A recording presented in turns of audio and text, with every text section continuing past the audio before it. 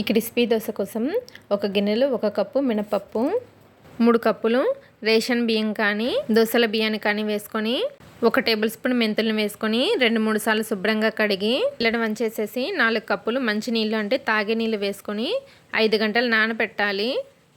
5 గంటలు మినపప్పు బియ్యం నానిన తర్వాత ఈ పప్పులన్నింటినీ వాటర్తో సహా గ్రైండర్లో వేసుకొని కొద్దిగా బరకగా ఉండేట్లు గ్రైండ్ చేసుకొని ఒక గిన్నెలోకి తీసుకుని 8 గంటలు ఈ పిండిని పులియనివ్వాలి. తర్వాత మనకి కావలసినంత పిండిని ఒక గిన్నెలోకి తీసుకుని రుచికి తగినంత ఉప్పు, 1 టేబుల్ స్పూన్ బొంబాయి రవ్వ వేసుకుని ఒకసారి బాగా కలుపుకొని తర్వాత కొంచెంగా నీళ్ళు వేసుకుంటూ పిండిని దోశపిండి కన్సిస్టెన్సీలో కలుపుకోవాలి. తర్వాత ప్యాన్ని మీడియం ఫ్లేమ్లో హీట్ చేసి కొద్దిగా నీళ్ళు చల్లి టిష్యూతో తుడిచేసుకొని ఫ్లేమ్ని లోలో పెట్టి దోశపిండిని వేసుకొని స్ప్రెడ్ చేసి ఫ్లేమ్ని మీడియంలో పెట్టి దోశ పైన కొద్దిగా ఆయిల్ అప్లై చేసి దోశ ఎర్రగా కాలిన తర్వాత సర్వ్ చేసుకోవడమేనండి. Thanks for watching.